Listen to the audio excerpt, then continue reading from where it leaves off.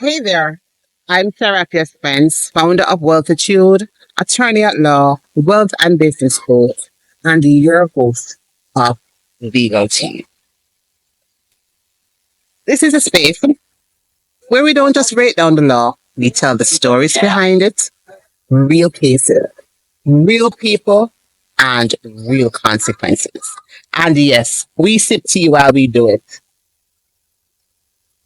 Well, here's today's story. A landlord, a tenant, a house buyer. But trust me, this one isn't as clear cut as you may think. Here's the story. So let's start with Miss Johnson, a single mom of two, recently let go from her job at a garment factory. No stable home, just her and her babies, sleeping on friends' floors and praying for a fresh start. She saw a for rent sign and wrote a letter to the landlord, Mr. Smith. Not an email, a real life letter. And in it she wrote, Sir, I, I'm not the ideal candidate, but I will care for your property like it's my own. My children need somewhere to feel safe, not temporary. I just need a chance, just once. Mr. Smith read it, and something in his heart shifted. He actually rented her the place.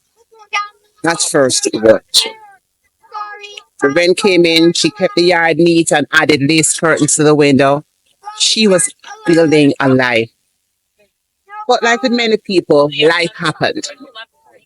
Her youngest unfortunately got sick. She had clinic visits and the rent fell behind. Mr. Smith, he tried to be patient. Phone calls, visits, grace, but the grace ran out. Because what most people didn't know was that Mr. Smith was relying on the rent to pay the mortgage. He was retired. The bank kept calling. The arrears kept piling up.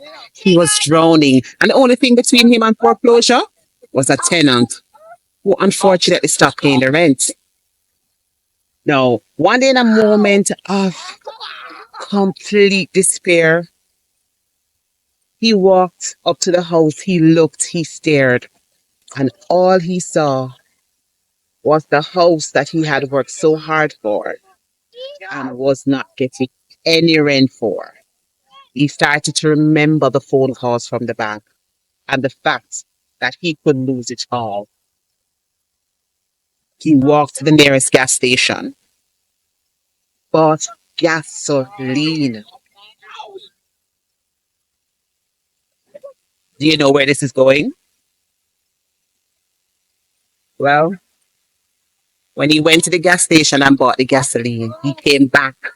He doused the house with the gasoline around it and he lit a match. Fortunately, Miss Johnson and her kids were at a neighbor's house. They came back to smoke. The baby's mattress gone, the family photos, ashes, the letter she wrote him burned with everything else. What's the legal team? What does the law say? Now I know what you're thinking. That's absolutely wild. Who does that? But the bigger question is, was it legal? Short answer, absolutely not. Under the Rent Restriction Act, Jamaican landlord cannot evict tenants, even if they haven't paid rent without going through the proper court process. You must file a claim and allow the court at its discretion to allow you to get possession orders. And once those orders are received, you use a bailiff to enforce it. You cannot change the lock. You cannot remove the doors. You cannot cut off the light or water while the tenant is in there. Or burn down the blasted house. Mr. Smith, emotional or not, committed arson, reckless endangerment, and potentially attempted murder. That is, if anyone was inside.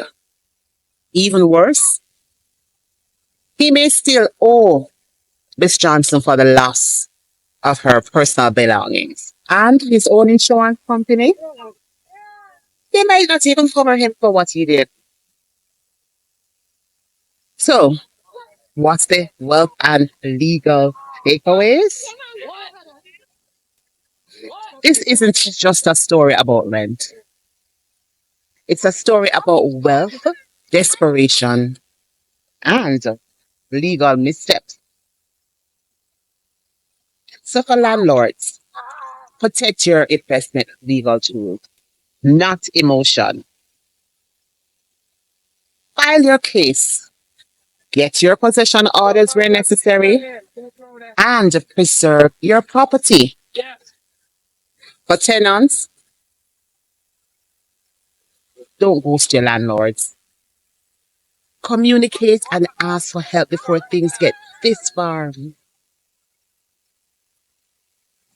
Because here's the truth. Building wealth is one thing, but protecting it, that takes the law. And when the law is ignored, everybody pays. Let it sit. Sign up to our Wealth Tribune newsletter. I placed the link in the description and comment below. What would you do if you were Mr. Smith? We would love to hear your thoughts. This has been Legal Tea, where we don't make the law, but we sip it, fill it, and serve it hot. Don't forget to like, share, click the notification bell, subscribe for more stories where law meets real life.